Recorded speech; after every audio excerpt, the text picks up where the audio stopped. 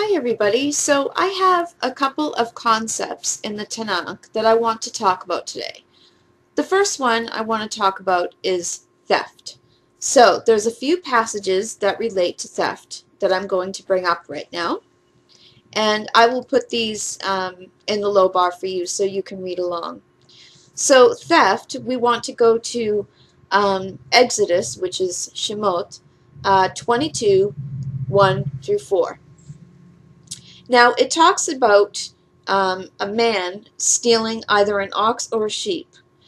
And if he kills or sells, he has to pay back 5 oxen for the ox that he stole, and 4 sheep for the sheep that he stole.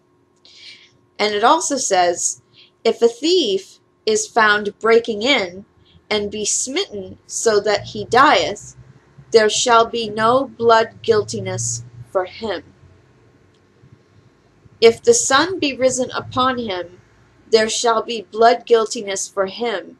He shall make restitution. If he have nothing, then he shall be sold for his theft.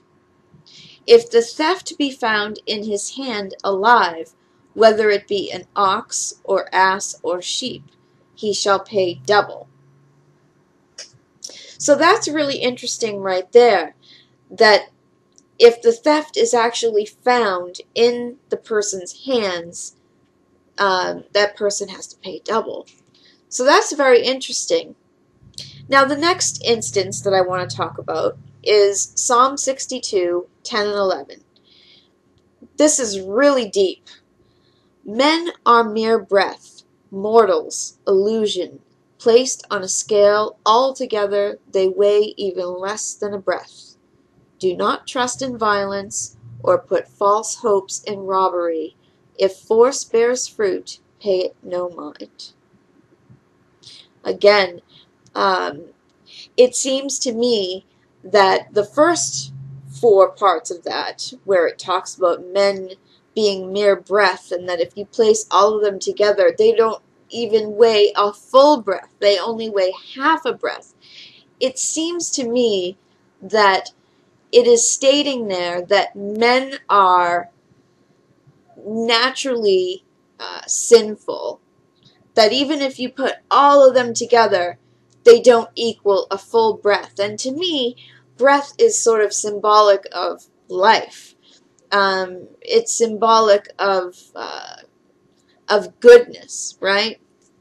And so that's where I would go with that interpretation. Now, feel free at any time to leave comments and interpret these verses the way you see them, because only by talking about it together and researching these verses together will we learn, and will we actually be studying Torah. Now, the final one that I want to talk about in regards to theft is the second book of Shmuel 12. And I'll just read it. And Hashem sent Nathan unto David, and he came unto him, and said unto him, There were 2 men in one city, one rich and one poor. The rich man had exceeding many flocks and herds, but the poor man had nothing save one little ewe lamb, which he had bought and reared, and it grew up together with him and his children. It did eat of its own morsel, and drank of his own cup, and lay in his bosom, and was unto him as a daughter. And there came a traveler unto the rich man, and he spared to take of his own flock, and of his own herd, to dress for the wayfaring man that was to come unto him, but took the poor man's lamb, and dressed it for the man that was come to him. And David's anger was greatly kindled against the man, and he said to Nathan, As Hashem liveth, the man that hath done this deserveth to die, and he shall restore the lamb 4-fold, because he did this thing, and because he had no pity. So that's an interesting thing right there. Now, the restitution, I don't find it to be surprising that the restitution is 4 lambs for the one little ewe lamb that was taken and killed. But I do sense in this, David understands the concept of a person's intention and malice. It wasn't as if this rich man didn't know what he was doing.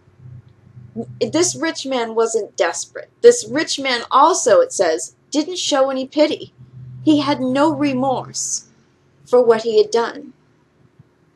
So I think this is David understanding and God understanding that there's a difference between somebody who commits a crime and has remorse afterwards and someone who commits a crime and just doesn't care afterwards. So that's really interesting. Now, another thing I want to talk about is the eye for an eye concept within the Tanakh. Now, there's a couple of verses that I want everyone to read, and I'll put those verses in the low bar. And I want us to discuss the various sorts of interpretations that we can come up with for the concept of an eye for an eye in the Tanakh. Is it a good thing? How can we apply it to today? Should our society be operating under that premise of an eye for an eye? Why? Why should it? Why not? I want us to kind of discuss that and how it would fit in modern times, and possibly maybe understand how it would have operated in ancient times, if it was maybe a proper way to do it back then, and maybe not a proper way to do it now. I don't know. That's something for us to discuss. So please leave all your comments in the low bar. Feel free to be open and translate however way you see fit, because the concept to me of studying the Tanakh is that we do it together, that we're not afraid to open up what we really think about things, and I think that makes us better at studying. The more open we can be, the more interpretations we can look at and give, the better learning that we're going to do. So thank you very much for listening, and we'll talk to you soon. Shalom.